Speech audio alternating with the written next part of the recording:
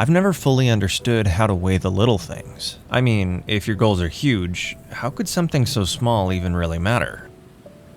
And don't get me wrong, I get that they add up, but how fast does that ever really happen? I mean, can you even see the progress? Wouldn't it be better to work on larger projects back to back and make it there sooner?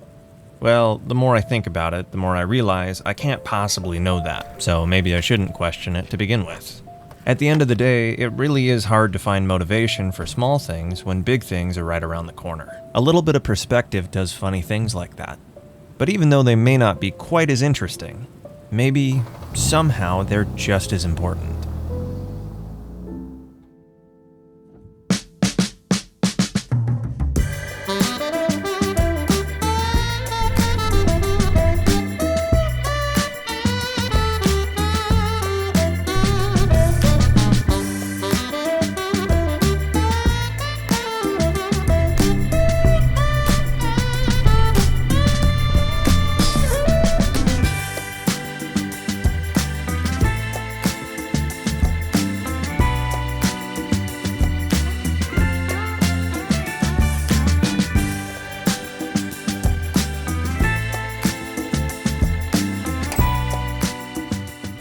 I feel like lately we've been moving from big project to big project, big issue to big issue, and because of that, there hasn't really been any time to stop and smell the roses. With the completion of each big job seems to leave behind it a number of little things that just go unnoticed. And it isn't car specific either. Take the TT for instance. We fixed the shifter in the window only to find cracked suspension bushings. A simple thing to swap if you have VCDS, but at the time we didn't. So for the time being, we just moved on.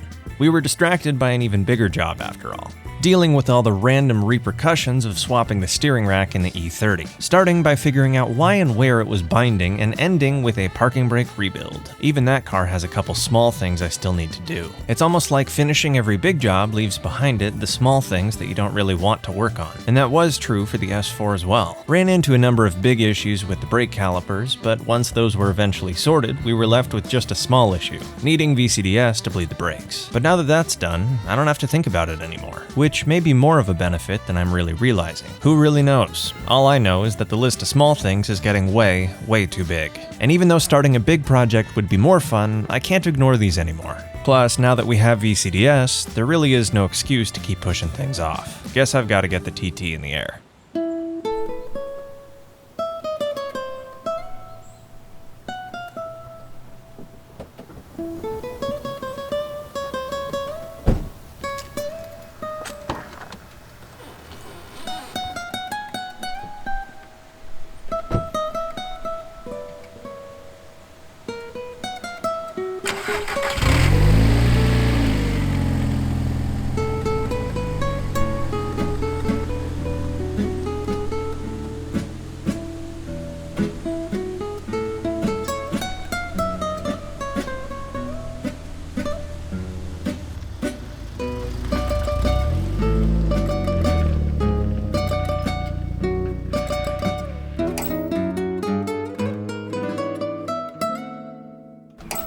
The bushings in question happen to be a part of the rear trailing arm, and normally a press would be the go-to way to remove them. But in my case, I think they're so destroyed that we may be able to just smash them out with a hammer. At least at this point, that's my hope.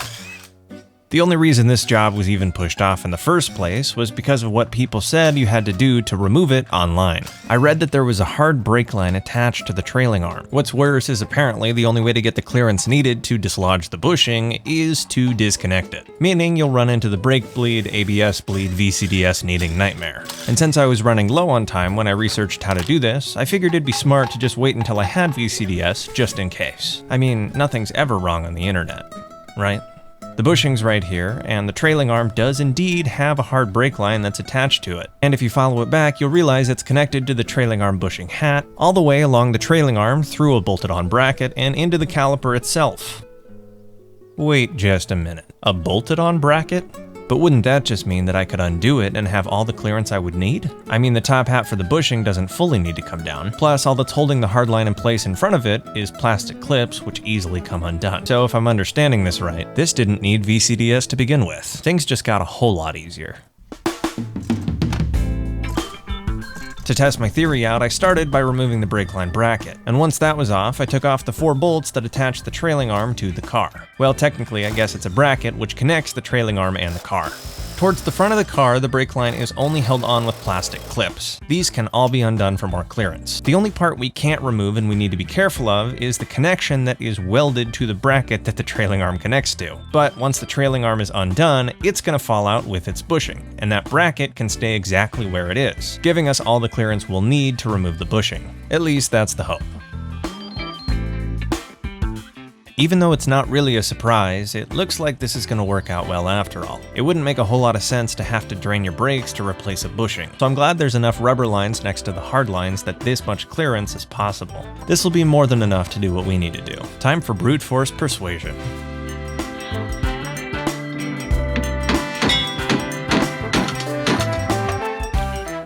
The only reason I started with brute force was because I knew it would likely work. My bushings are so old I could move them with just my hands, so I figured they wouldn't take much to come out. And thankfully, I was spot on.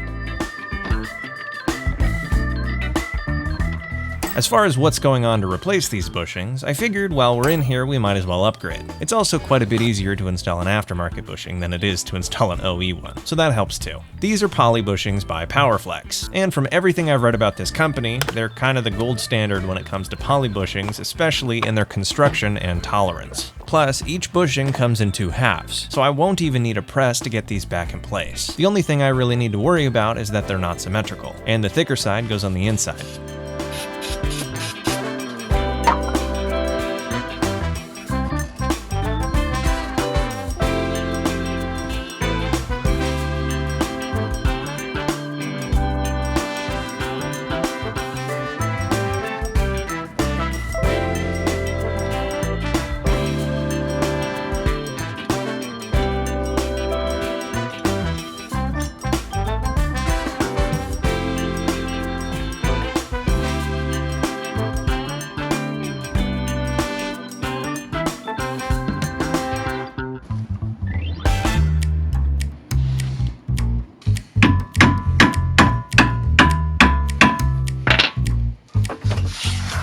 The only real frustrating part about this whole ordeal was getting the new piece into its new home. And honestly, it's just because the bushing is thick and extremely stiff. Stiff to the point where I had to use the jack like I was reinstalling the arm itself in order to actually get the bushing seated. But once that part clicked, it really was just smooth sailing to get everything reinstalled. Each of these bolts also had a torque spec, so I made sure to account for that while I was doing the install as well.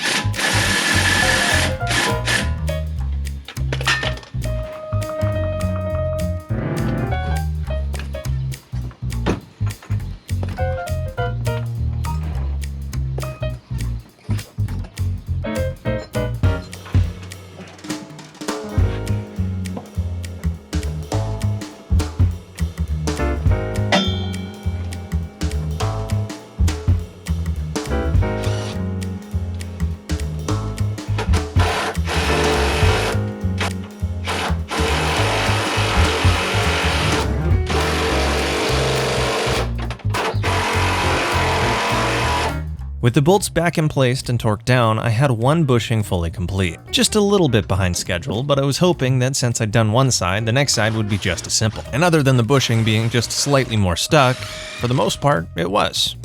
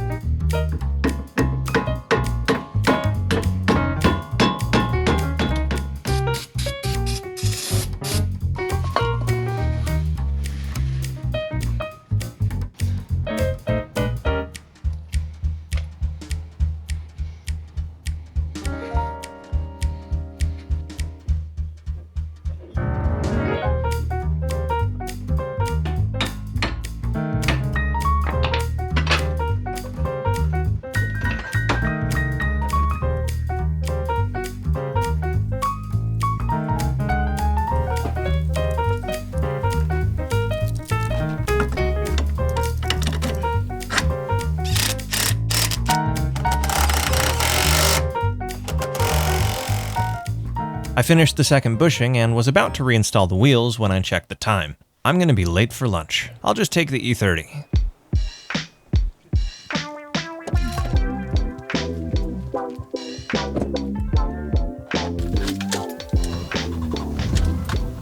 Oh yeah, this car still has the cold start idle issue.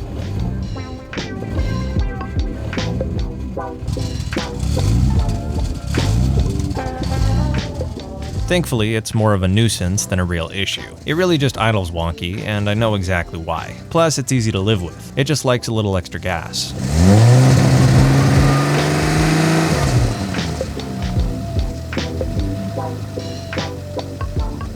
This is another fantastic example of an issue that's tiny. Something that's on your radar, taking space in your brain, but so small that everything else takes a higher priority. The quintessential definition of a loose end. And really all you have to do is set aside some time to fix it. The only reason it hasn't been dealt with is there's been so many big things that it really just has been a lower priority. Plus, it's one of those things that's easy to push off, especially because I know how to fix it and what caused it. It was all me. And it happened way back a couple weeks ago when the world was covered in snow. Everything was different. I was about to install an upgraded steering rack on the E30, and in the process run into setback after setback, starting right when I lifted the engine and noticed that the motor mounts were in two pieces. This was a very high priority issue, and consequently, fixing it was kind of the only thing I could think about at the time. Even though that wasn't the only issue that happened when I raised the engine. You see, this car has an aftermarket strut bar, and the first time I lifted the engine, I didn't realize I needed to remove it, so I snapped the bushing connected to cruise control. Not a big issue because I don't really use it. The issue was caused by how I responded to it. Once I noticed that bushing was gone, I decided to check the throttle cable as well, and from my observations, it seemed like there was way too much slack. So I manually tightened it and thought nothing of it. The issue is I tightened it a little bit too much, and I was too distracted by bigger issues to notice. It's easy to miss things when your attention's being pulled in multiple directions. And because of that, the throttle body was slightly open at idle, causing the surging at cold starts and the higher idle RPM. I should probably fix that too. Right about when I realized that I would be late for lunch, I made a second realization. It's somehow towards the end of March already, and since it's been so warm, why would I even consider putting the snow tires back on? I've got summers after all. And the changeover is, just like everything else is this week, a small job. But even small jobs take up space in your head. And even though I'd rather work on a big project, it's probably worth doing this too.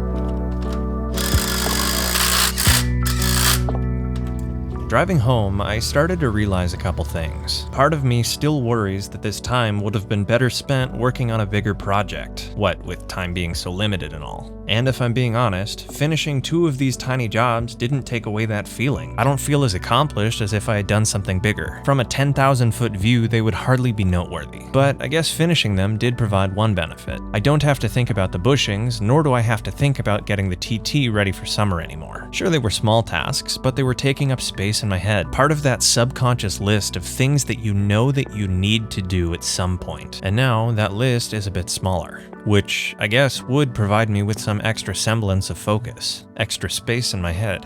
Maybe there is something to checking off the small things after all. Maybe they aren't just a waste of time.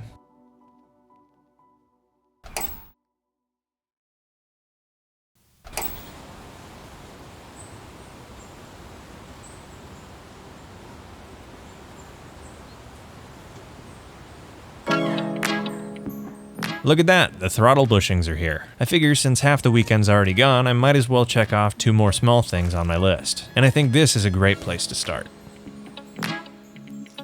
Weirdly similar to the TT situation, I don't want to just replace these with an OE part. I figure we might as well upgrade them while we're in here, and thankfully billet ones are in high supply. I figure since I need to readjust the cable anyways, I might as well replace the bushing that's connected to it. Only adds a little bit to the process after all. And the way you adjust and remove these is actually extremely simple. The throttle cable is threaded on the end. The yellow piece is what says how it's actually adjusted, and it threads up and down the piece itself. And there's a little nut on the end that keeps it locked in place. My issue is I twisted it just slightly too far, so it was effectively providing constant tension on the throttle body, keeping it open pretty much at all times. And having unaccounted for extra air at idle is a great recipe to run lean, causing surging.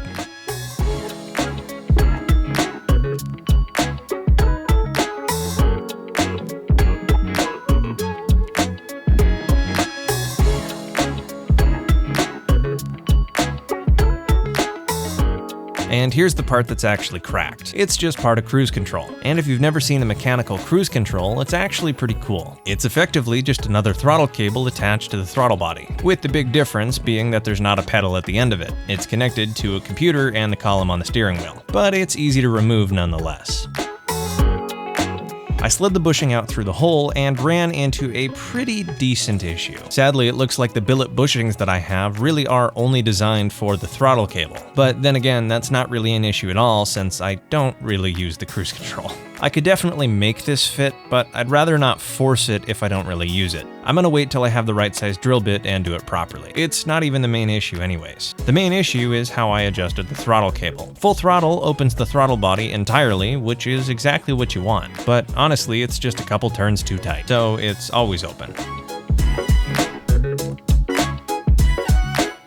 Thankfully, it's a super simple system, meaning replacing the bushing is literally just as simple as popping the old one out and sliding the new one back into its place. The only difference is the new bushing has a metal circlip on the end that goes on the other side of the bracket. All this does is keep it in place since it's no longer made of rubber and a tolerance fit.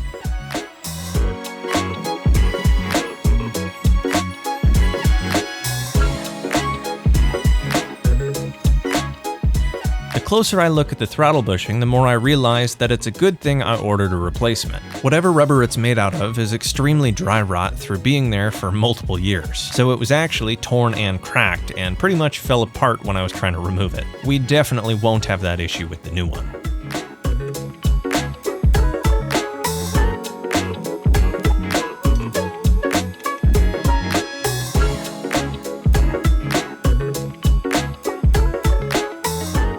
As far as adjusting the cable goes, I'm not going to make it as tight as possible so there's no slack whatsoever. I learned my lesson there. My goal is effectively to give it as little slack as possible while maintaining just enough slack to keep the throttle body open the correct amount during idle. It's a little bit of a balancing act. When the pedal's down, you need to make sure that it's opening the throttle the whole way, but you also have to make sure that it's fully closed when you lift the pedal. Thankfully, the stakes are quite low, and it's really pretty easy to adjust. Plus, since the new bushing is made of metal and not rubber, technically speaking, there should be less give in the system, making throttle response marginally better.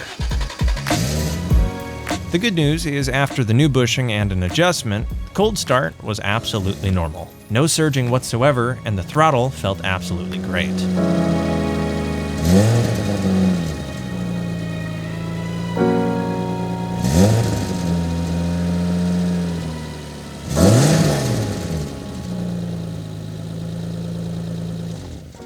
There's still time left in the day though, so how about we make it 4 for 4 with the small jobs?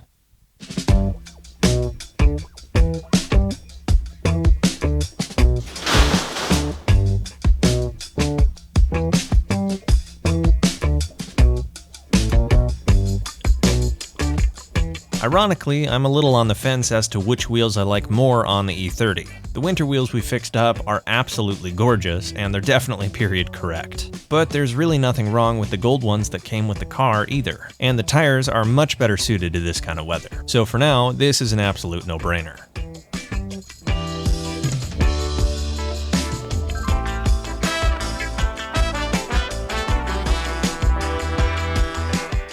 Deep down, I started to realize that this was the last thing I'd have time to do this weekend. My time was almost gone, and as a result, I was left with nothing but my thoughts. I don't feel nearly as accomplished as I think I would have had I done a bigger job with my time, and I fully acknowledge that. But while I initially thought that small jobs like this would be an inferior use of my time, I'm starting to not see them that way anymore. I think they're a lot closer to a necessary evil, but even that's going too far since they're not evil by nature. I think what I'm getting at is this. Important things require a lot of focus. They're things you need to be able to think about. Little things, on the other hand, don't require a lot of focus.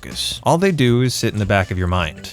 Loose ends that are nothing more than mental clutter. They're things that are easy to push off. They're easy. So what's another one? Just add it to the list. But the issue is if you're so busy you never actually do anything from that list, it grows without bounds. An endless collection of loose ends. Stacked up next to big things, they may not seem nearly as significant on the surface, but to your attention, they are. That pile of little things needing done steals your focus. And if the limit to them doesn't exist, sooner than later you'll be pouring from an empty cup. I mean, if you're trying to care about a million things at once, no matter how big or how small they are, you don't really have the mental space to devote to what really matters. Sometimes the best use of your time isn't immediately jumping to the next big project. There's a tremendous amount of value to be found in clearing your head, tying up all those loose ends, finishing the easy tasks just so you don't have to think about them anymore. When you're not trying to think and focus on a million things at once, you're left with clarity, a singular focus. And I think with that being the result of completing small tasks, they might just be worth pursuing. After all that space that they were taking up in your head, well, it'll be put to much better use directed towards something that actually matters, and in the long run, may actually help you reach your goals faster.